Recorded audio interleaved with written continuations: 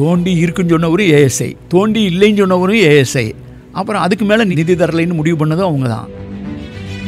அமர்நாத் வராரு. இது கீழடியில் கிட்டத்தட்ட 90க்கும் அதிகமான குழிகளை 2 வருஷத்தில் தோண்டி இது வந்து இங்கே இருந்தது வந்து ஒரு நகர நாகரிகம் அப்படின்னு சொல்லி ஃபைன் பண்ணுறாரு. அமர்நாத் வந்து ரொம்ப லேட்டாக 2013-14 பிக்சர் வர்றாரு. அதுக்கு முன்னால் நிறைய பேர் தோண்டியிருக்காங்க. கே ராஜன் வந்து அந்த பகுதியில் இருக்கக்கூடிய நியோலித்திக் சைட்ஸ்லாம் நிறைய பேர் டாக்குமெண்ட் பண்ணியிருக்காங்க. அப்போ அந்த வைகை நதி ஒரு முக்கியமான இடமா இருக்குது. மதுரை நகரம்ங்கிறது வரலாற்று சிறப்புமிக்க நகரமாக இருக்குது. இந்த பகுதியில் இவ்வளவு முதுமக்கள் தாலிலாம் கிடைக்குது. அப்போ அவங்க வாழ்ந்ததற்கான இடம் கிடைக்குதா? எவிடன்ஸ் பேஸ் பண்ணி நம்ம பேசிகிட்டு இருக்கோம் இல்லையா. ஆனால் அமர்நாத் ராமகிருஷ்ணன் அவருக்கு எடுத்த பொருளை வந்து கார்பன் டேட்டிங்க்கு அனுப்பிச்சிருக்காரு. எக்ஸாம்பிள் எங்கெங்கெல்லாம் அனுப்பிச்சிருக்காருன்னா ஃப்ளோரிடாவுக்கு அனுப்பிச்சிருக்காரு. ஆமாம், இது வந்து இது அது மட்டும் கிடையாது. பாட்டரி அப்படிங்கும்போது பானை தூண்டல் இருக்குல்ல, அந்த பானையை வரும்போது அதை வந்து Vellore institute of technology VIT Chennai campus அவங்களோட சேர்ந்து இணைஞ்சு இங்கே கீழடியில் கிடைச்ச எலும்பு கூட வந்து 3D மாடலிங் பண்ணி 80% அறிவியல் கொடுத்து 20% வந்து கலைநயத்தோடு கொடுத்து ஒரு மாடல் வந்து கொடுத்துருக்காங்க.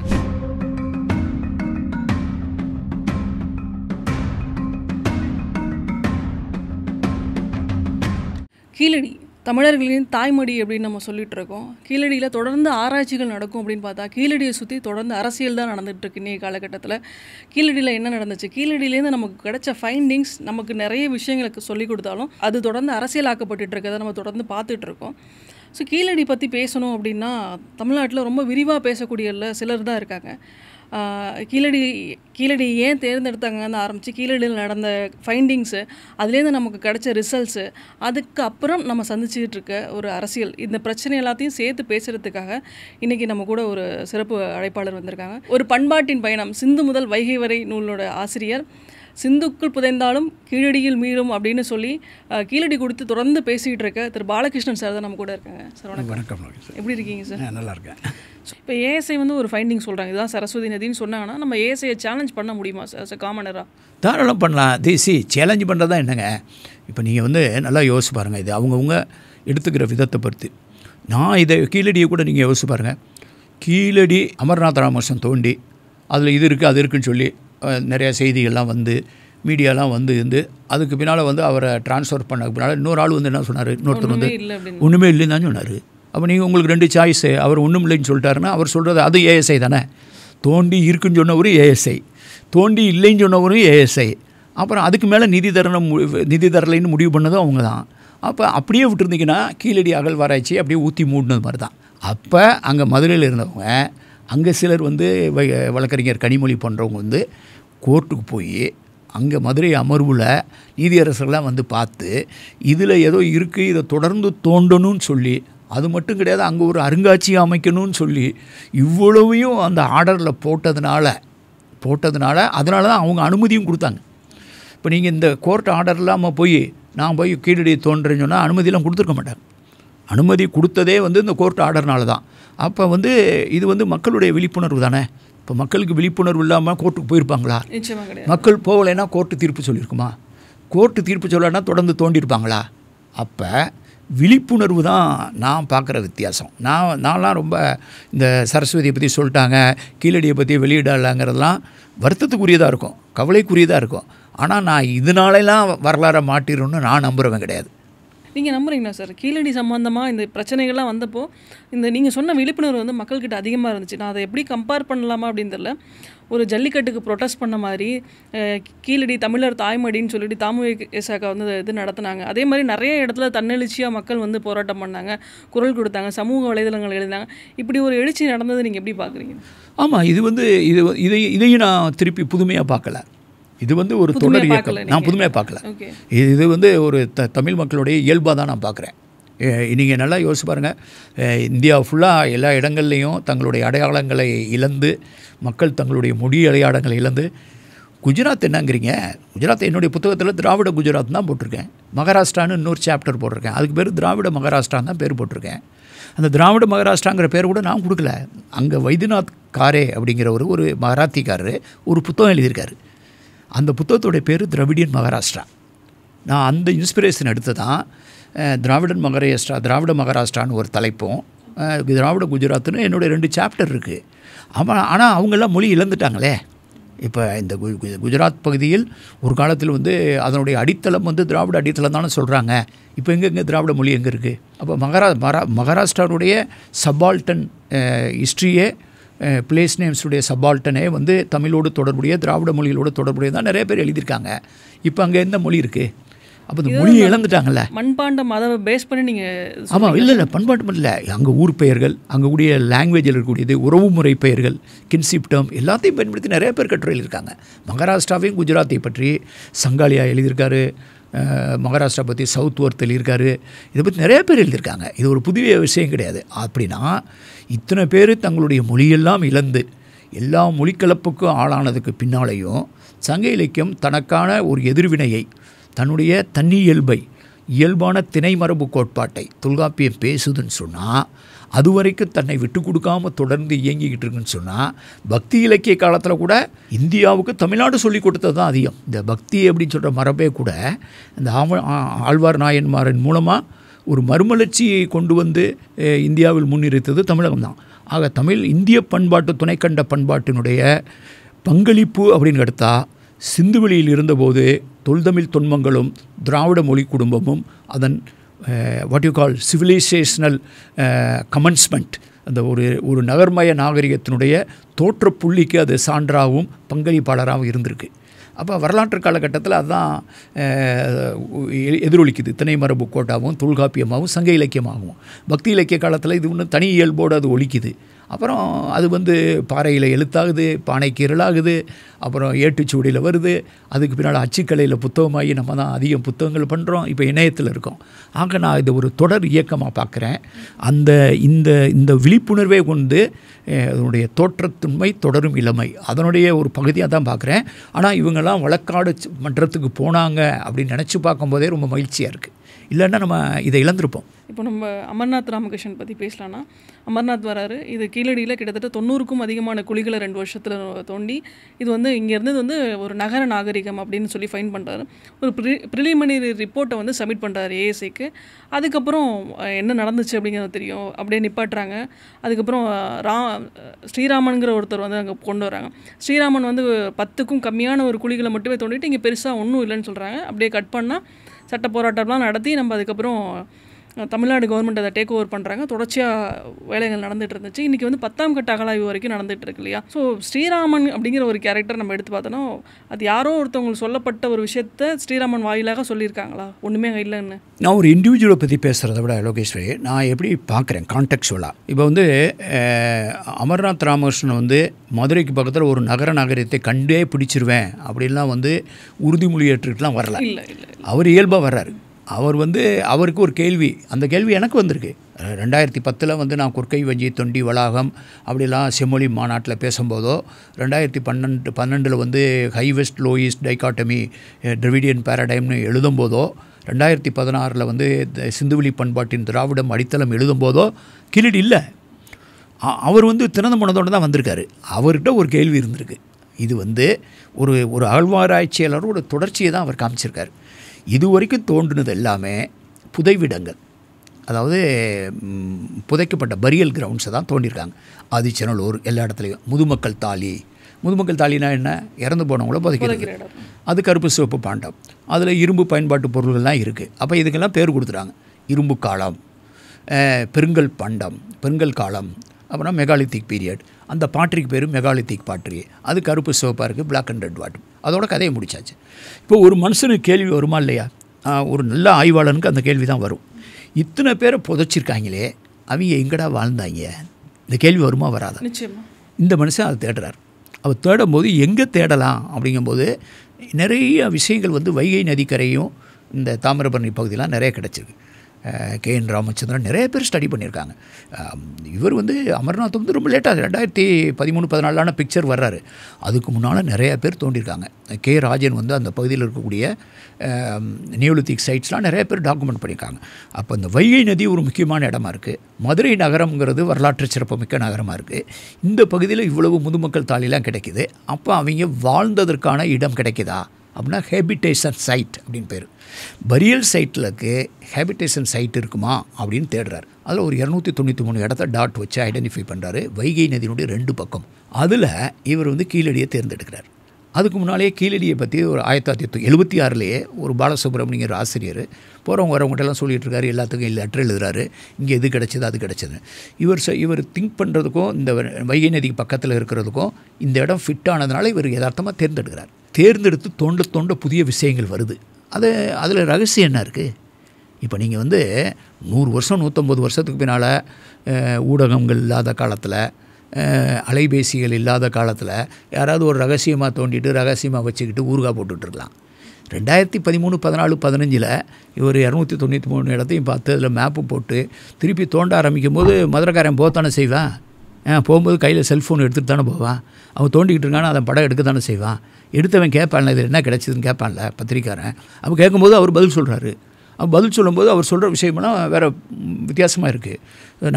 நகர்மயமாக இருந்ததுக்கு நகர்மயம்னு எப்படி முடிவுக்கு வர்றாரு? பெரிய பெரிய செங்கல், அருமையான செங்கல் சுவர்கள், அப்புறம் தொழிற்சாலை இருந்ததுக்கான தடயங்கள், நெசவு தொழிலுக்கான தடம், அணிகலன்கள் வடநாட்டிலேருந்து வந்தது, அப்புறம் வியாபாரம் நடந்ததுக்கான தடயங்கள், ஓட்டு வீடு, அது தளம்லாம் நல்லா இருக்குது, வடிகால் வசதி இருக்குது. இப்படி ஒவ்வொன்றா பார்க்கும்போது ஒரு நகர்ச்சூழலில், இன்னும் புறநகர் சூழல்னு கூட வச்சுங்க, மதுரை தான் மெயின் சிட்டி, அது பக்கத்தில் இருந்த ஒரு புறநகர்னு கூட வச்சுங்க. அப்போ இவர் ஒரு சங்க இலக்கியத்தில் சொல்கிறதெல்லாம் இதில் இருக்குது. அப்படிங்கும்போது இவர் வடநாட்டில் வேலை பார்த்தவர். இதில் கிடைக்கிற சில மெட்டீரியலு அவருக்கு ஹரப்பா பண்பாட்டை நினைவுபடுத்துது. அப்போ உடனே ஹரப்பன் லைக் சிட்டிஸ் அப்படின்னு செய்தி வருது. அப்போ நீங்கள் அடுத்து ஒருத்தர் வர்றார். வேணால் இவர் டிரான்ஸ்ஃபர் பண்ணதை பார்க்கும்போதோ, இவர் அசாமுக்கு இடம் மாற்றிட்டு ஒருத்தர் புதுசாக அவர் அவ்வளோ பெருசாக ஒன்றும் பார்க்குறதுக்கு இல்லை அப்படின்னு கொடுத்தது வேணால் அவருக்கு என்ன சொன்னாங்களோ அதை அவர் சொன்னாரான்னு தெரில. நான் I never comment about individuals. நான் இண்டிவிஜுவல்ஸை பற்றி பேசுகிறதே கிடையாது. ஆனால் நான் ஒரு கான்டெக்ஸ்டுவலாக கேட்குறேன். இப்போ இவர் புதுசு கிடையாது. அப்போ சத்தியமூர்த்தின்னு ஒருத்தர் தோண்டினார்ல, 2004 தோண்டினார்ல ஆதிச்சநல்லூரில். எத்தனை வருஷத்துக்கு பின்னால் தோண்டினார்? 100 வருஷத்துக்கு பின்னால். அலெக்சாண்டர் ரீ 1904 தோண்டின இடத்த சத்தியமூர்த்தி 2004 தோன்றார். அப்போ 100 வருஷம் பின்னால் தோணுது. அந்த ரிப்போர்ட் எப்போ வந்துச்சு? 2020 எத்தனை வருஷம்? 14-15 வருஷத்துக்கு பின்னால். அது எதனால் வந்துச்சு? முத்தாளங்குறிச்சி காமராஜன் ஒருத்தர் கோர்ட்டுக்கு போனதுனால. கோர்ட்டுக்கு போகாமல் இருந்தால் அதுவும் வந்திருக்காது. யார் பேரில் வந்துச்சு? சத்தியமூர்த்தி போனார், இந்த டீம் இருந்ததுன்னு ஒரு லிஸ்ட்டு இருக்கே தவிர அந்த ரிப்போர்ட்டில் கூட சத்தியமூர்த்தியோட கையிலதோ சத்தியத்தினுடைய பேரோ பெருசாக கிடையாது. அப்போ யார் பொறுப்பில் பார்க்குறப்போ ஏஎஸ்ஐ தமிழ்நாட்டை புறக்கணிக்குது அப்படின்னு நம்ம பார்க்கலாம். இல்லை, அது ஒரு வேண அச்சுறுத்தல் தானே. தமிழ்நாட்டில் இந்த நேரேட்டிவ் தானே. ஹிஸ்ட்ரி லோகேஸ்வரி ஒரு நேரேட்டிவ். ஹிஸ்ட்ரியை நான் அதான் தொடர்ந்து பேசுகிறேன். நான் பெரிய அதிர்ச்சியெல்லாம் காட்டுறதில்ல, பெரிய ஆச்சரியத்தை காட்டுறதில்ல. நேரேட்டிவ் செட் பண்ணுறது எப்படின்னு கேட்டிங்கன்னா, ஹிஸ்ட்ரி ராக்கெட் சயின்ஸ் இல்லை. நான் தொடர்ந்து சொல்கிறேன். அது ஒரு அணு விஞ்ஞானம் இல்லை. விஞ்ஞானமே கேள்விக்குறியாக்கப்படலாம். Einstein can be question, Newton can be question. அப்படின்னு இருக்கும்போது ஹிஸ்ட்ரி என்ன ராக்கெட் சயின்ஸா? அப்போ ஹிஸ்ட்ரியை நீங்களாம் ஒரு பில்டப் பண்ண வேண்டியதானே. நீங்கள் பில்டப் பண்ணிட்டு சொல்லிட்டே வரீங்க. ஒரு குறிப்பிட்ட காலம் வரைக்கும் நீங்கள் பார்க்கடல் அது இது கடைஞ்சது, தேவர் அசுரர் இந்த சைடில் தான் அந்த சைடில் தான் தேவாமிர்தம் வந்தது, வைத்தியம்லாம் அதுலேருந்து தான் வந்துச்சு, அதில் தன்வந்திரி வந்தது, அதுலேருந்து தான் எல்லாம் மருந்து இந்தியாவில் மெடிசன் எல்லாமே தன்வந்திரிட்ட தான் வந்துச்சுன்னு. நான் இந்தியாவினுடைய பழங்குடி மக்களில் நான் வேலை பார்த்துருக்கேன். ஒரிசாவில் நான் போகாத இடமே கிடையாது. அவங்க வச்சுருக்கக்கூடிய மூலிகை மருந்து முறைகள் இதெல்லாம் பார்த்தா இந்த நாட்டினுடைய மூலிகை மருந்தினுடைய ஆற்றல் இந்த இந்திய மக்களுடைய பழங்குடிகளை சேர்ந்தது அப்படின்னு எனக்கு நல்லா தெரியுது.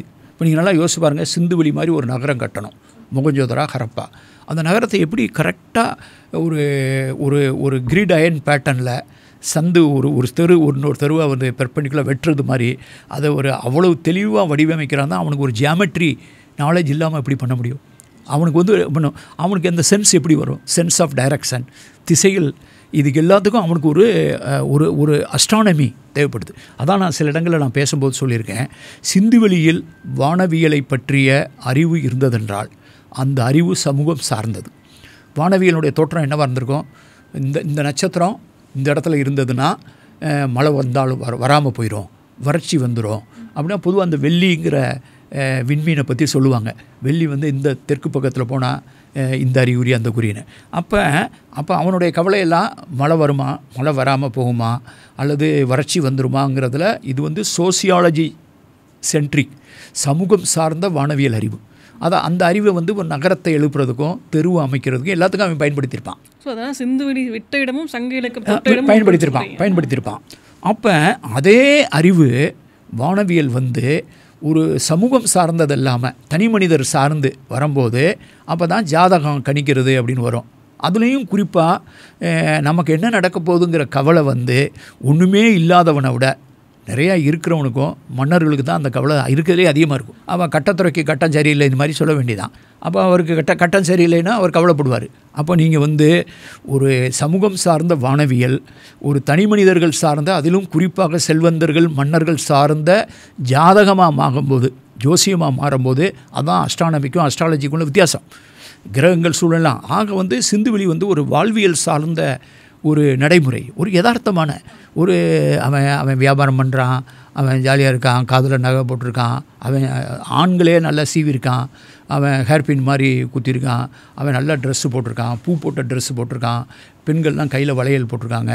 ரொம்ப ஒரு வாழ்வியல் யதார்த்தமான ஒரு ஒரு ஒரு வாட் யூ கால் ஒரு ப்ராக்டிக்கல், ஒரு ப்ராக்மேட்டிக் ஒரு வாழ்க்கையாக இருக்குது. அப்போ அந்த ப்ராக்மேட்டிக் வாழ்க்கையில் வந்து ஒரு மதமோ ஒரு கடவுளோ இல்லைன்னு கிடையாது. இப்போ சிந்துவெளியில் இருந்தவங்கலாம் சாமி கும்பிடலன்னு சொல்ல முடியாது. சாமி கும்பிட்டுருப்பாங்க, ஏதாவது கும்பிட்டுருப்பானுங்க, அவங்களுக்கு நம்பிக்கை இருக்கும்.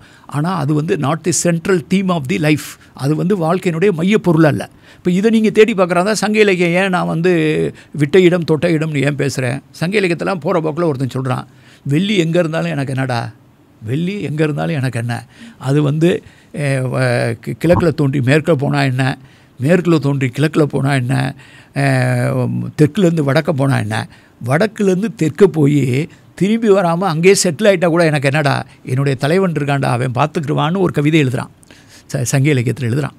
அப்போ இந்த வெள்ளி அப்படிங்கிறது இந்த நம்பிக்கை மரபு, அது தெற்க போனால் என்னாங்கிற அச்சம், அதை குறிப்பிட்டு சொல்லி அது எங்கே போனாலும் எனக்கு என்ன, எங்களுடைய தலைவன் இருக்கும்போதுன்னு சொல்கிறது தான் இந்த வாட் யூ கால் அது ஹீரோ ஒர்ஷிப்பு. மிகைப்படுத்தப்பட்டது ஒரு தலைவனை பாட இருந்தால் கூட ஒரு கருத்தியல் அங்கே வருது.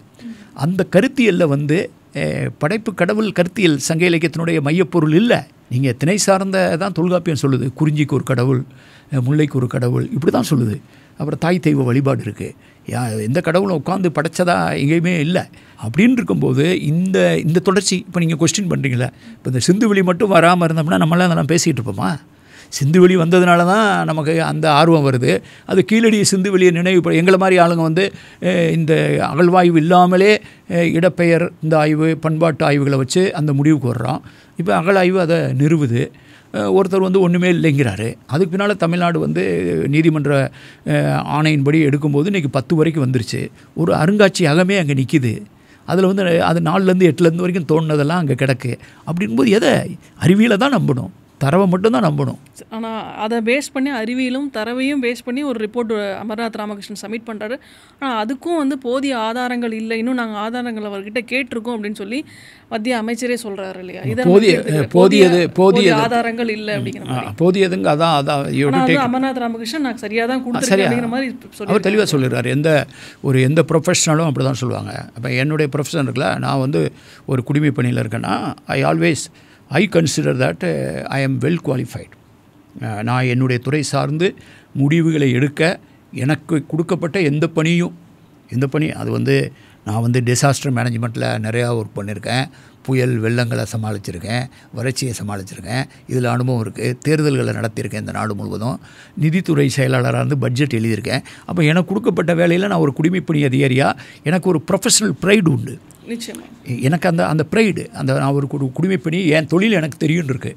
அப்போ ஆனால் எனக்கு அகழ்வாராய்ச்சி தெரியுமா? எனக்கு தெரியாது. Because I am not an archaeologist. அவர் ஒரு qualified professional archaeology appointed by Archaeological Survey of India. அவர் தோண்டும் போது நீங்கள் கேள்வி கேட்கும்போது நான் சரியாக தான் தோண்டியிருக்கேன், சரியாக தான் தரவுகளை வச்சுருக்கேன், இதில் மாற்றுறதுக்கு ஒன்றும் இல்லை அப்படின்னு சொன்னதுக்கு பின்னால் என்னை பொறுத்தவரையில் அவர் சொல்கிறது தான் ஃபைனலாக இருக்கணும். அதில் இல்லை, அவர் சொல்கிறது இன்னும் எங்களுக்கு கேள்வி இருக்குதுன்னு சொன்னால் அதுக்கு second next choice, best choice என்னன்னு கேட்டிங்கன்னா, அவர் கொடுத்த ஒரிஜினல் ரிப்போர்ட், அது பற்றி மற்ற யாராவது கருத்து சொல்லியிருந்தாங்கன்னா அவங்க என்ன கருத்து சொன்னாங்க, அந்த கருத்தை வந்து அமர்நாத் ராமகிருஷ்ணனுக்கு என்னவா கம்யூனிகேட் பண்ணப்பட்டது, அமர்நாத் ராமகிருஷ்ணன் அதுக்கு என்ன பதில் கொடுத்தார், இதை எல்லாத்தையும் பின்னிணைப்பாக போட்டு இதை பொதுவெளியில் ஆய்வாளர்களுடைய பார்வைக்கு கொண்டு வர்றதான் சரியான முறையாக இருக்கும். அதோடு சேர்ந்து படித்து கொண்டு வர மாட்டாங்க தெரியல. அதை எப்படி நம்ம சொல்ல முடியும்? கொண்டு வரக்கூடும், இது அல்லது வந்து ஒரு இஸ் அ கெஸ்டிமேட். நீங்கள் கொண்டு வர மாட்டாங்கன்னு எப்படி நம்ம சொல்ல முடியும்? கொண்டு வரக்கூடும், கொண்டு வரலாம், வராமலும் போகலாம். சர்ச்சைகள் தொடர்ந்து சுற்றிக்கிட்டு இருக்க நேரத்தில் தான் இந்த பொது வழிக்கு எடுத்து வருவாங்களா அப்படிங்கிறது இல்லை, அதையே நம்ம கெஸ் பண்ணோம். இப்போ வந்து இப்போ திருப்பி இது வந்து வேர் யூ ஸ்டாண்டு தான் லோகேஸ்வரி. நீங்கள் சரஸ்வதி ராஜஸ்தானில் கிடச்சிருக்குன்னா ஒருத்தர் கேட்கலாம், இந்த பேலியோ சேனல் மேட்டரே இன்னும் முடியல, அதுதான் சரஸ்வதி. இப்போ அந்த ஏரியாவில் இப்போ இந்த துலாவீரா இருக்கிற பகுதி, சிந்துவெளி நகரங்கள்லாம் இருக்க, ராக்கிகடி இருக்க பகுதியெல்லாம் ஒரு நதி ஓடினதாகவே வச்சுக்கிடுவோம். இப்போ ஓடுற நதி வந்து கிட்டத்தட்ட ரொம்ப சின்ன நதியாக இருக்குது. அப்படிப்பட்ட நதியை வந்து ஒரு நாகரிகத்துக்கு காரணமாக இருந்திருக்க முடியாது. அது கிட்டத்தட்ட சாக்கடை மாதிரி தான் ஓடுது. அந்த சாக்கடை கீழே வந்து ஒரு பெரிய பழைய நதி ஓடிச்சு அப்படின்னு சொன்னால் அதை வந்து ஃபஸ்ட் நான் அதை நம்பணும். அதை அறிவியல் வந்து எனக்கு ப்ரூஃப் பண்ணணும். அப்படியே அறிவியலில் வந்து இப்படி ஒரு நதி ஓடிச்சுன்னு சொன்னால் அந்த நதி தான், அந்த ஒரு காலத்தில் ஓடுன அந்த நதி தான் சரஸ்வதின்னு உனக்கு எப்படி தெரியும்? அது சரஸ்வதின்னு பேர் வச்சது யார்? அப்போ அதில் வந்து சரஸ்வதிங்கிறத எதை வச்சு கண்டுபிடிச்சிங்க? அப்போ நீங்கள் வந்து ஊகம் பண்ணுறீங்க. வேதத்தில் அது பெருசாக வேகமாக வந்ததாக சொல்லுது. வேதமே சொல்லிட்டதுனால அது வந்து பனிமலை பகுதியிலேருந்து வர்றதுனால நம்ம இமயமலை பகுதியில் தேடணும், அதை ப்ரூவ் பண்ணணும். அது கடலில் போய் சேருது அப்படின்னு சொன்னதுனால நான் ரான் ஆஃப் கட்ச் வரைக்கும் அதை கொண்டு வரணும். அப்போ நடுவில் எங்கள் பக்கத்தை காணோன்னு சொல்லுவாங்கிறக்கா நீங்கள் ஹக்ரா அதோட அந்த பகுதியில் நது. இப்போ நீங்கள் வந்து நீங்கள் எவிடன்ஸை வச்சுக்கிட்டு கதை சொல்கிறீங்களா, இல்லை கதையை சொல்லிட்டு எவிடன்ஸ் சொல்கிறீங்களா? இந்த பகுதியில் நகரங்கள் இருக்கிறதுனால நீங்கள் அந்த பகுதியில் ஒரு நதியை கிரியேட் பண்ணணும். நதியே இருந்ததாக கூட வச்சுக்கிடுவோம். அதுதான் இந்த சரஸ்வதின்னு உங்களுக்கு எப்படி தெரியும்? சரி, வேறு சில அறிஞர்கள் கருத்து சொல்லியிருக்காங்களே, இந்த சரஸ்வதி வந்து ஆப்கானிஸ்தானில் ஓடினது அப்படின்னு எழுதியிருக்காங்களே, புத்தகங்கள் எழுதப்பட்டிருக்குல்லே. ஆரியன் வேதிக் ஏஜை பற்றி எழுதினவர் புத்தகங்கள் வெளிநாட்டு அறிஞர்கள் எழுதியிருக்காங்க, உள்நாட்டு அறிஞர்கள் இருக்காங்க. இதை வந்து ஆப்கானிஸ்தானோட தொடர்பு கொடுத்து எழுதியிருக்காங்கல்ல, அதுக்கு என்ன பதில் சொல்ல போகிறீங்க? அது ரிசர்ச் பண்ணலை அப்படிங்கிறதோட நிப்பாட்டிப்பாங்க. அது மட்டும் கிடையாது. ஆமாம், அது மட்டும் கிடையாது. இந்த சரஸ்வதி நதியை வந்து உத்தரப்பிரதேச பகுதியில் ஒரு சின்ன நதியாக ஓடுது. இந்த சிந்துங்கிற பேரில் வந்து மத்திய பிரதேசத்தில் ஒரு சின்ன நதி ஓடுது. அப்போ அந்த சிந்து அப்படி கிடையாது. அப்போ மனுஷன் போகிற இடத்துலாம் அந்த நினைவுகளை கொண்டு போவான். அதுதானே என்னுடைய தியரியே. இடப்பெயரை தூக்கிட்டு போவான், நதியின் பெயரை தூக்கிட்டு போவான். புதுசாக எப்படி சிவகங்கை எப்படி வந்துச்சு? காசி அங்கே இருக்குது, அது வந்து காசி, அது வந்து வடகாசி வடக்கில் இருக்குது. இங்கே தென்காசி எப்படி வந்துச்சு? தென்காசின்னு ஒரு ஊர் இருக்கா இல்லையா? அப்புறம் சிவகாசின்னு ஒரு ஊர் இருக்குல்ல. இந்த காசி அது எந்த காசி? அது வந்து காசி, இது சிவகாசி, இது தென்காசி. அப்போ அதே மாதிரி தானே நீங்கள் இந்த காசிங்கிற பேரே எப்படி வந்தது? மனிதர்கள் ட்ராவல் பண்ணும்போது அவங்க தூக்கிட்டு வராங்க, அப்படி தான் எடுத்துக்கணும். ஸோ அதே மாதிரி தான் இங்கே இருக்கிற நிறைய ஊர்கள் வந்து பாகிஸ்தானில், ஆப்கானிஸ்தானில் இருக்கிறதே நீங்கள் சொல்லியிருக்கீங்க. ஆமாம், அவன் வந்து எடுத்துகிட்டு அந்த ஏன்னா அந்த நாகரிகம் வந்து நகர்மய நாகரிகம். அந்த நகர்மய நாகரிகத்தை அவங்க தான் கிரியேட் பண்ணாங்க. அந்த நகர்மயத்தை கொண்டாடுறது சங்க இலக்கியம் தான். சங்க இலக்கியத்தில் இருக்கக்கூடிய இடப்பெயர்கள், மன்னர்களுடைய பெயர்கள், வள்ளர்களுடைய பெயரெல்லாம் நான் சொன்னாலும் உனக்கு புரியாது. அது வேதங்களுக்கு தெரியாது, அது ராமாயணத்துக்கு தெரியாது, அது மகாபாரதத்துக்கு தெரியாது அப்படின்னு சொல்கிறேன். ஓகே சார், இது வந்து நம்ம எவிடன்ஸ் பேஸ் பண்ணி நம்ம பேசிகிட்டு இருக்கோம் இல்லையா? ஆனால் அமர்நாத் ராமகிருஷ்ணன் அவருக்கு எடுத்த பொருளை வந்து கார்பன் டேட்டிங்க்கு அனுப்பிச்சிருக்காரு. எக்ஸாம்பிள் எங்கெங்கெல்லாம் அனுப்பிச்சிருக்காருன்னா ஃப்ளோரிடாவுக்கு அனுப்பிச்சிருக்காரு, பீட்டா அனலிட்டிக். ஆமாம், இது தமிழ்நாடு, இது வந்து தமிழ்நாடு கவர்மெண்ட் வந்து எடுத்து அனுப்பிச்சிருக்காங்க. அவரும் அனுப்பிச்சிருக்காங்க, தமிழ்நாடு கவர்மெண்ட் அனுப்பிச்சிருக்காங்க, டெல்லியிலேருந்தும் கொஞ்சம் அனுப்பிச்சிருக்காங்க. ஸோ இவ்வளோ இது டெக்னாலஜி பேஸ் பண்ணி ஒரு ப்ரூவ் அண்ட் ரிசல்ட் கொடுத்த ஒரு விஷயத்தில் போதிய ஆதாரம் இல்லைங்கிறது தான் எப்படி எடுத்துக்கிறது? இப்போ if I am right, actually Tamil Nadu தொல்லியல் துறையோட நிதியுதவியோட கார்பன் டேட்டிங் பண்ணப்பட்டது. ஃப்ளோரிடாலேருந்து பண்ணது மொத்தம் 39. அந்த 39 வந்து 10 வந்து அந்த அந்த தடயத்துக்கு சான்றுக்கு உரிமையாளர் வந்து ஏஎஸ்ஐ, அதாவது அமர்நாத் பண்ணது. அமர்நாத் பண்ணதுக்கு பின்னால் அந்த ஆய்வுகளை தொடர்ந்து ஏஎஸ்ஐ பண்ணாதனால அந்த கரிம துண்டுகளை வந்து இதுக்கு அனுப்புகிற பொறுப்பை தமிழ்நாடு தொல்லியல் துறை ஏற்று அமர்நாத் ராமகிருஷ்ணனுடைய 10 அனுப்புகிறாங்க. அமர்நாத் ஏதோ ஒரு 23 என்னமோ அவரே பண்ணி வாங்கியிருக்காரு. அநேகமாக வந்து அவருடைய தரவுகள் வந்து இந்த 10 அந்த 23 ஒரு 33 இருக்குன்னு நினைக்கிறேன். இவங்க அனுப்பிச்சது 39 10 போச்சுன்னா 29. ஆக வந்து கரிம கணக்கு அப்படின்னு வரும்போது உங்களுக்கு வந்து ஏஎம்எஸ் டேட்டா எடுத்துருக்காங்க. அதை ஃப்ளோரிடாலேருந்து வாங்கியிருக்காங்க. அது மட்டும் கிடையாது, பாட்டரி அப்படிங்கும்போது பானை துண்டல் இருக்குல்ல, அந்த பானையை வரும்போது அதை வந்து Vellore institute of technology VIT Chennai campus அவங்களோட சேர்ந்து இணைஞ்சு இதுக்கு அனுப்பிச்சிருக்காங்க, இட்டாலியில் பிசாவுக்கு அனுப்பிச்சிருக்காங்க. அப்புறம் அந்த விலங்குகளுடைய அல்லது தாவரங்களுடைய இந்த இதெல்லாம் ஸ்டடி பண்ணுறதுக்கு புனேக்கு அனுப்புகிறாங்க, டெக்கான் காலேஜுக்கு அனுப்புகிறாங்க, அப்புறம் பெங்களூரில் இருக்கக்கூடிய நேஷனல் இன்ஸ்டியூட்டோட சேர்ந்து பணியாற்றுறாங்க. அவங்க வந்து உலகத்தில் எங்கெங்கே என்னென்ன வகையில் வந்து சான்றுகளை திரட்ட முடியுமோ அப்படி தான் திரட்டி டாக்குமெண்ட்டாக கொடுத்துருக்காங்க. அதுதான் சொல்ல, இப்போ நம்ம இவ்வளவும் கொடுத்துட்ருக்கோம், அதுக்கு ஒரு பேஸாக தானே அவரோட ரிப்போர்ட் இருந்திருக்கும். ஆமாம், அதில் தான் எனக்கு என்ன பிரச்சனை இருக்குது, ஏசையில் என்ன பிரச்சனையாக அதை பார்க்குறாங்க அப்படிங்கிறது. இது ரொம்ப அதாவது என்ன சொல்கிறாருந்தா it's a very what you call ஒரு உள்ளங்கை நெல்லிக்கனின்னு தமிழில் ஒன்று சொல்லுவாங்க பார்த்தீங்களா. இந்த உள்ளங்கை நெல்லிக்கனி மாதிரி இட்ஸ் ஆப்வியஸுங்க. ஒருத்தர் வந்து சான்று கொடுக்குறேன், இது கரெக்டாக தான் நான் பண்ணியிருக்கேங்கிறாரு, அதை தமிழ்நாடு அரசும் பண்ணியிருக்கு, அவங்க ரிப்போர்ட் கொடுத்துருப்பாங்க, அதை வந்து உறுதி செய்யப்படல. இன்னொரு பகுதியில் வந்து ஒரு இதுதான் இந்த நதிக்கு பேர் தான் சரஸ்வதி, இதுதான் ஓடினது, அது இல்லாத நதி. அப்புறம் வந்து இப்போ இல்லை, அப்போ பேலியோ சேனல் வந்து ராக்கெட்லேருந்து கண்டுபிடிச்சோம், விண்கோள்லேருந்து, ரைட்டு, ஜியாலஜிக்கல் சர்வேயோட பொருத்தி பார்த்தோம், அதுவும் சரி.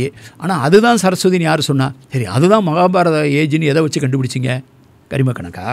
அல்லது அந்த பீரியடு மகாபாரத ஏஜ்னு அதுக்கு பேர் கொடுத்தது யார்? இப்போ எப்படி வந்து இது வந்து இப்போ நாங்கள் வந்து சிந்துவெளி பண்பாடு, கீழடி பண்பாடு, வைகை நதி பண்பாடுனா அது வைகை நதி பக்கத்தில் இருக்கிறதுனால வைகை நதி பண்பாடுன்னு சொல்கிறோம். கீழடின்னு ஊர் பேர்னால கீழடி, அது சிந்துவெளியில் ஓடுறதுனால சிந்துவெளி பண்பாடு, தோணுனதுனால ஹரப்பா பண்பாடு.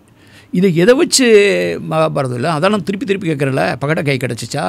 அல்லது வேறு ஏதாவது நீங்கள் மகாபாரத கதையோடு அல்லது நிகழ்ச்சியோடு அல்லது அங்கே இருந்துட்டு அந்த போர்க்களத்தில் கிடச்ச அவ்வளோ பெரிய போர்க்களம், 18 நாள் நடந்த போர்க்களத்தில் வந்து ஆயிரக்கணக்கான பேர் கொல்லப்பட்டு அவங்களுடைய எலும்பு கூடலாம் கிடச்சிதா? அதை எதுவும் இப்போ எலும்பு கூட வச்சு முகத்தையே கட்டமைச்சலாம் அப்படி எதுவும் கண்டமா? இங்கே கீழடியில் கிடச்ச எலும்பு கூட வந்து 3D மாடலிங் பண்ணி 80% அறிவியல் கொடுத்து 20% வந்து கலைநயத்தோடு கொடுத்து ஒரு மாடல் வந்து கொடுத்துருக்காங்க.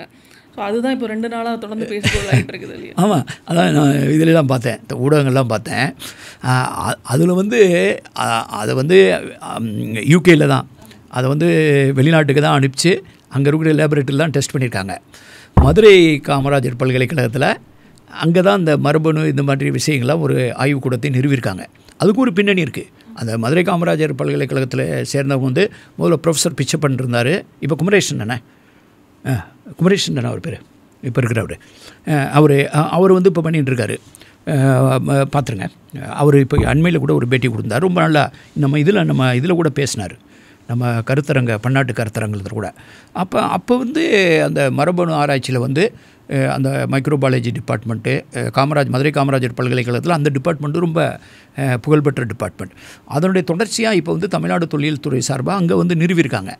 அவங்க இதை ஹேண்டில் பண்ணி அதை வந்து பிரிட்டனுக்கு அனுப்பிச்சு அவங்க ரீகன்ஸ்ட்ரக்ட் பண்ணியிருக்காங்க. ரீகன்ஸ்ட்ரக்ட் பண்ணது எதுக்கு 80% அறிவியல், 20 வந்து ஆர்ட்டுன்னு சொல்கிறாங்கன்னா, அதில் அந்த போனில் அந்த கிரேனியல் அந்த தலையில் உள்ள எலும்பில் வந்து சில தாடை பகுதியில் வந்து டேமேஜ் ஆகிருக்கு. அதை ரீகன்ஸ்ட்ரக்ட் பண்ணும்போது அந்த மேல் பகுதி, இந்த நாடி, இந்த பகுதியெல்லாம் வந்து கொஞ்சம் மோர் துல்லியமாகவும், இந்த தாடை பகுதி வந்து அவங்க வந்து ஒரு அனுமானத்தின் மூலமாக, அதுவும் கம்ப்யூட்டர் தொழில்நுட்பங்கள் இதெல்லாம் வந்து நவீன தொழில்நுட்பத்தின் உதவியோடு அவங்க வரைகிறாங்க. 2 வகையான உருவத்தை கொடுத்துருக்காங்க. எனக்கு அது முக்கியம் கிடையாது. அவர் வந்து அதுக்கு வந்து கலர் எப்படி கொடுத்தீங்க, அந்த முடியோட வண்ணம் எப்படி இருக்கும், அவர் ரொம்ப விளக்கமாக சொல்லியிருக்காரு.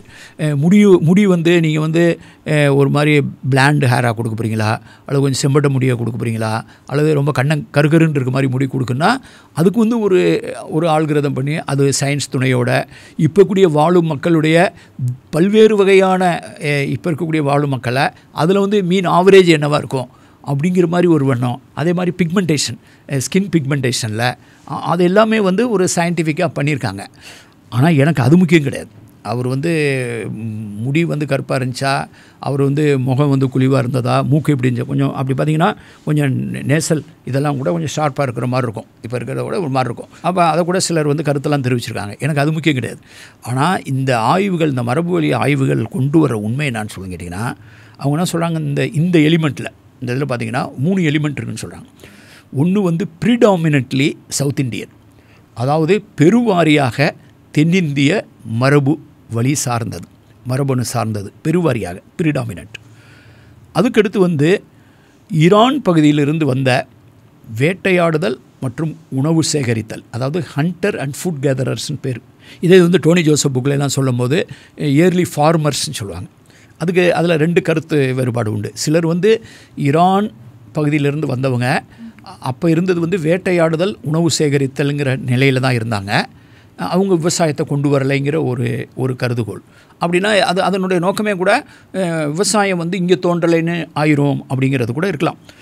இதை எப்படி வேணாலும் எடுத்துக்கங்க. என்னை பொறுத்தவரையில் அவர் வந்து ஈரான்லேருந்து வந்தவர் ஹண்டர் ஃபுகேதரரா அல்லது ஃபார்மராங்கிறத விட முக்கியமானது அந்த திசையிலேருந்து வந்த பயணம்ங்கிறது. அதுக்கான ட்ரேஸ் இருக்குங்கிறாங்க. இதில் 3வது ட்ரேஸ் வந்து இன்னொரு பழங்குடி. அதை வந்து பொதுவாக வந்து இந்தியாவில் இருக்கக்கூடிய பழங்குடியெலாம் பார்த்திங்கன்னா ஆஸ்ட்ரோ ஆசியாட்டிக் பழங்குடிகள் அப்படின்னு இருக்காங்க. அந்த பழங்குடிகள் மத்தியில் நான் வேலை பார்த்துருக்கேன். ஒரிசாவில் அந்த பழங்குடிகள் அதிகம் உண்டு, ஜார்க்கண்ட் பகுதியில் உண்டு, இன்னும் பெங்காலினுடைய தெற்கு பெங்கால் பகுதியிலையும் உண்டு. இந்த மிதினாப்பூர் டிஸ்ட்ரிக்டில் ஒரிசா ஃபுல்லாக நிறைய இடத்துல இருப்பாங்க. அவங்களுக்கு வந்து ஆஸ்ட்ரோ ஆசியாட்டிக், அவங்க வந்து ஆஸ்ட்ரோ ஆஸ்ட்ரலாய்டினுடைய உட்பிரிவை சேர்ந்த ஆஸ்ட்ரோ ஆசியாட்டிக் ட்ரைப்ஸ். அவங்க பேசக்கூடிய மொழிக்கு வந்து ஆஸ்ட்ரோ ஆசியாட்டிக் மொழின்னு பேர். அந்த மொழியினுடைய சதர்ன் மோஸ்ட் இன்னைக்கு அந்த மொழி உயிர் வாழுதுன்னா மகாராஷ்டிராவில் அமராவதி மாவட்டம்னு ஒரு இடம் இருக்குது. அங்கே வந்து கொர்க்குன்னு ஒரு ட்ரைப் இருக்காங்க. அந்த ட்ரைபு தான் southern most Asiatic, astro Asiatic. ஒரு காலத்தில் அதுக்கு தெற்கையும் அவங்க இருந்தாங்கன்னு சொல்கிறாங்க. இப்போ நமக்கு வந்து இந்திய தெற்காசியாவிலேயே கிடைக்கிறதுலே வந்து ஆப்பிரிக்க மரபணுவோடு ரொம்ப க்ளோஸாக இருக்கிறது வந்து ஜரவா பழங்குடியினர், அண்டமானில் இருக்கிறவங்க. அப்புறம் தென்னிந்தியாவில் வந்து இருளர்கள் பற்றி நிறைய குறிப்புகள் வந்திருக்கு. ஆக மொத்தத்தில் வந்து ஒரு பழங்குடி மரபணு இங்கே இருக்குது, ஒரு பழங்குடி மரபணு இருக்குது.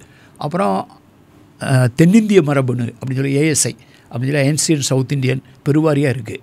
அப்புறம் ஈரான் பகுதியிலேருந்து வந்திருக்கு. அதனால தான் அந்த சிந்துவெளியினுடைய ஆக்கத்தில், நகர்மயமாக்கத்தில் மக்கள் ஆற்றிய பங்களிப்பு செய்த மக்கள் அவர்களோடு தொடர்புடையதான் சங்க இலக்கியம் என்ற கருத்தை நான் தொடக்கத்திலேருந்தே சொல்லிட்டு வரேன்.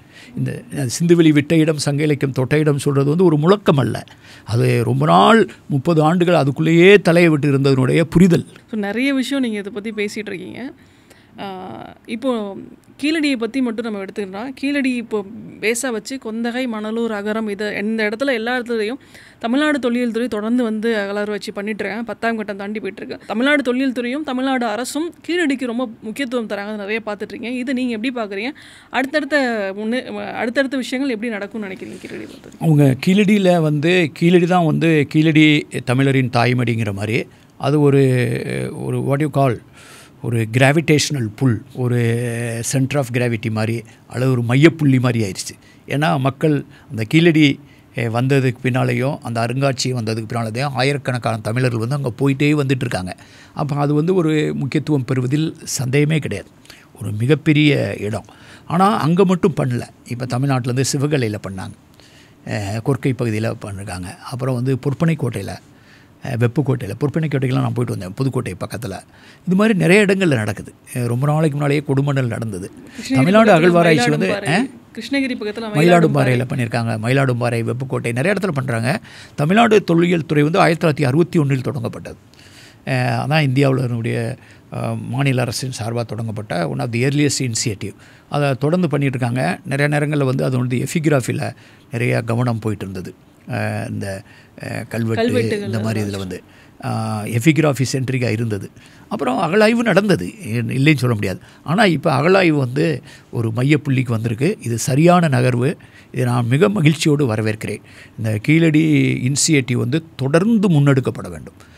இது வந்து இது எல்லாத்துக்கும் அப்பாற்பட்டு நான் வந்து இதை வந்து அடையாளம் சார்ந்ததாக மட்டுமே நான் பார்க்கல, இது நான் வந்து உண்மை சார்ந்ததாக பார்க்குறேன். இது வந்து நான் பலமுறை சொல்லியிருக்கேன், திசைகள் என்பவை நேற்று வந்தவை, தேடல்கள் மனிதனின் உடன் பிறந்தவை. அதாவது யார் வந்து உலக மனித பொதுமையை விரும்பும் எவரும் உண்மையை தேடி தான் ஓடுவான். அந்த உண்மை நம்மளை எங்கே இழுத்துட்டு போகுதோ, நம்ம வந்து உண்மை நமது கரத்தை பற்றி எந்த திசையில் இழுத்து செல்கிறதோ, எந்த புள்ளியை நோக்கி இழுத்து செல்கிறதோ அந்த புள்ளியை நோக்கி நாம் நகர்ந்தே தீர வேண்டும். அறிவியலுக்கு விரோதமான, அறிவியலில் இருந்து மாறுபடுகிற மாற்றுக்கருத்து உடையவங்க வேணால் வேறு பேசலாம். ஆனால் அறிவியல் சார்ந்து இயங்குகிற, மெய்யறிதல் சார்ந்து இயங்குகிற எப்பொருள் யார் யார் வாய் கேட்பினும் அப்பொருள் மெய்ப்பொருள் காண்பது அறிவு அப்படின்னு ஒரு சொசைட்டி சொல்லியிருக்குன்னா அந்த மெய்ப்பொருள் எதுங்கிறதா முக்கியம். எனக்கு தெரிஞ்சு இப்போ மெய்ப்பொருள் கீழடியில் தான் இருக்குது, மெய்ப்பொருள் வந்து சிந்துவெளிலாம் இருக்குது, மெய்ப்பொருள் வந்து சங்க இலக்கியத்தில் இருக்குது. அப்போ அதனால தான் தொடர்ந்து அதில் ஆர்வத்தை செலுத்துகிறோம். நிச்சயமாக சார், நீங்கள் சொன்ன மாதிரி சிந்துக்குள் புதைந்தாலும் கீழடியில் மீளும் அப்படின்னு நீங்கள் சொல்லியிருக்கீங்க. அது மாதிரி தான் அந்த ரிசல்ட்டும் வந்துட்டுருக்கு, தமிழ்நாடு அரசு கொடுத்துட்ருக்கு ரிசல்ட்டும் வந்துட்டுருக்கு. அமர்நாத் ராமகிருஷ்ணன் கொடுத்த ரிப்போர்ட்டும் அப்படி தான் இருக்குன்னு நம்ம நினைக்கிறோம். அந்த பாட்டை கூட நீங்கள் சொன்ன அந்த சிந்துக்குள் புதைந்தாலும் சிந்தைக்குள் புதையாமல் கீழடியில் மீளும் அப்படின்னு நான் எழுதினேன். எங்கள் அந்த முதுமக்கள் தாலி எங்கள் கைவிரலில் வாழும் அப்படிலாம் எழுதியிருப்பேன். அந்த அந்த பாட்டை எழுதுனதே வந்து அந்த குயவர்களுக்கு களம் செய்கோவேங்கிற பாட்டை எழுதுனதே வந்து சங்க இலக்கியத்தில் வரக்கூடிய களம் செய்கோ அப்படிங்கிறத ஒரு பானை செய்யும் குயவனை தலைவன் என்று அழைத்த ஒரே செவ்வியல் இலக்கியம் சங்க இலக்கியம் மட்டும்தான். பானை செய்கிறவனை முதுவாய் குயவ, அதாவது potter of the ancient wisdom அப்படின்னு சொன்ன ஒரே இலக்கியம் சங்க இலக்கியம் தான். அப்போ சிந்துவெளியில் வந்து பானை செய்பவன் செங்கல் செய்பவனுக்கு முன்னுரிமை கொடுக்கப்பட்டிருக்கும். சங்க இலக்கியம் முன்னுரிமை கொடுக்குது, கீழடி அதை தான் நிறுவுது. அதனால தான் வந்து சிந்துக்குள் புதைந்தாலும் சிந்தைக்குள் மறையாமல் கீழடியில் மீளும் சொல்லி எழுதுனது காரணம் தான். அதை 2016 காலகட்டத்தில் அது 18 எழுதி அதை 18 வந்து வெளிக்கொணர்ந்து ஒரு காணொலியாக வெளிக்கொணர்ந்து தாஜ்நூர் இசையமைச்சார், வேல்முருகன் பாடினார். அந்த பாட்டை நான் எழுதினேங்கிறது எனக்கு ரொம்ப பெருமிதமாக இருக்குது. நிறைய விஷயம் நம்ம பேசியிருக்கோம், கீழடி பற்றியும் சரி சங்க இலக்கியம் பற்றியும் பேசியிருக்கோம். நம்ம உங்களோட கருத்துக்கும் நேரத்துக்கும் மிக்க நன்றி. ரொம்ப மகிழ்ச்சி.